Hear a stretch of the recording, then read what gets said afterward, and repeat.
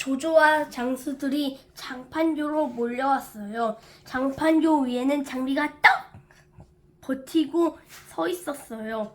마치 성난 호랑이 같았지요. 엄청난 덩치에 왕방울만 한 눈으로 조조의 장수들 쏘아 보았어요. 나는 장비다. 누가 감히 나와 목숨 걸고 싸울 테냐. 조조의 장수들이 무서워 선뜻 나서지 못하자 조조가 말을 타고 직접 장판교로 왔어요. 조조를 보고도 장비는 기죽지 않았어요. 오히려 더 우랑창하게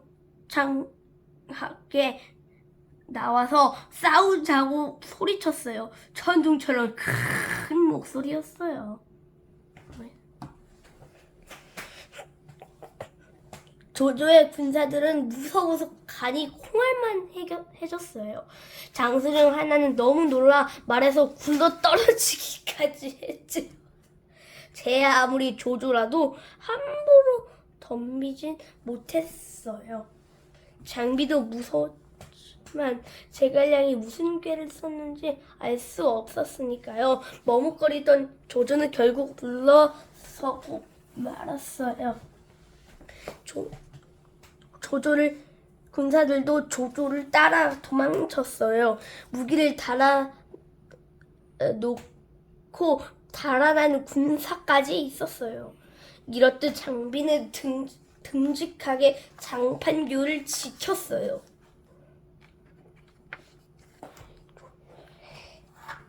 장비는 군사들에게 장판교를 무너뜨리라고 명령했어요. 조조의 군사들이 다리를 건너지 못하게 하려고요. 우르르 쾅 하는 소리, 큰 소리와 함께 장판교가 끊어졌어요. 장판교는 유비에게 다리를 끊었다고 자랑스럽게 말했어요. 그러나 유비는 걱정이 앞섰어요.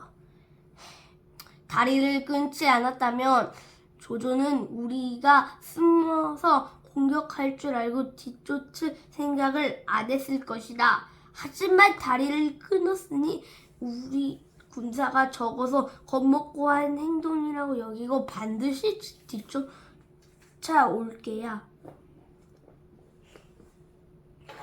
장비가 장판교를 끊어버렸다는 사실은 조조도 알게 되었어요. 이 덩치가 뭘 잘못 먹었나 감히 장판교를 떠라. 유비의 걱정대로 군사가 적어서 다리를 끊고 도망가겠다고 생각했지요.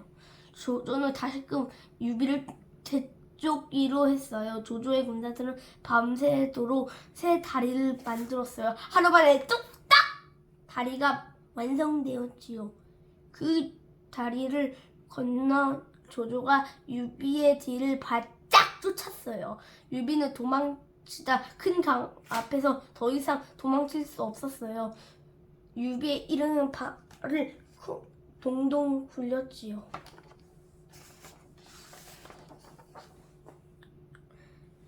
유비는 금방이라도 조조가 쫓아올 것만 같아 불안했어요. 그때 강의 남쪽에서 큰 북소리가 울렸어요. 수백 척의 배가 몰려오고 있었어요. 유비는 조조의 군사들인 줄 알고 깜짝 놀랐어요. 배는 점점 가까이 다가왔어요. 익숙한 얼굴이 뱃머리에 나왔어요.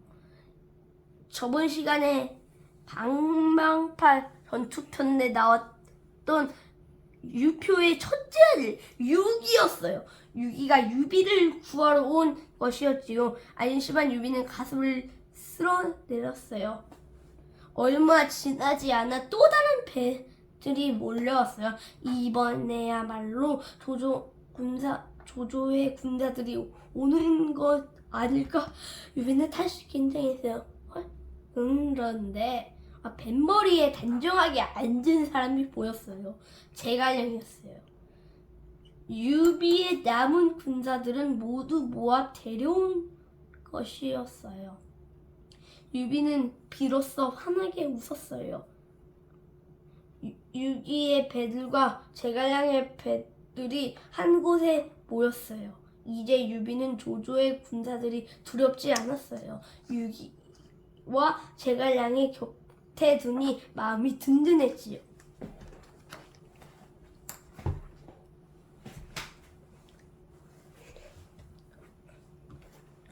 유비는 제갈량과 머리를 맞대고 조조의 군사를 쳐부술 계획을 세웠어요. 제갈량은 하구로 가자고 했어요. 하구는 양식이 풍족해서 오래 머물 수 있었지요. 조조와 싸워서 이기려면 무기와 말이 많이 필요했어요.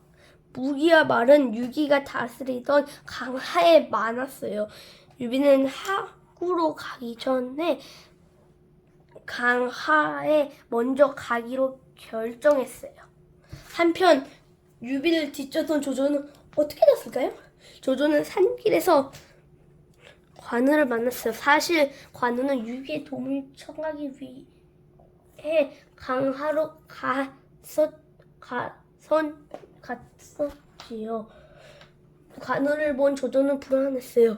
이 모든 것이 제갈량의 계획일 줄 모른다. 얼른 빨리 후퇴하라.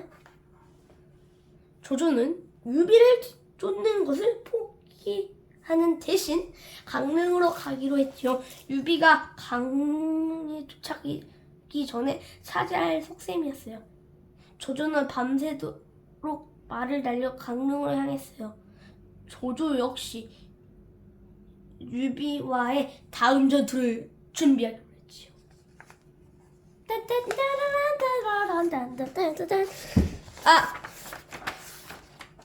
어떻게 하루 만에 다리를 건너서 이렇게까지 올 수 있었을까요?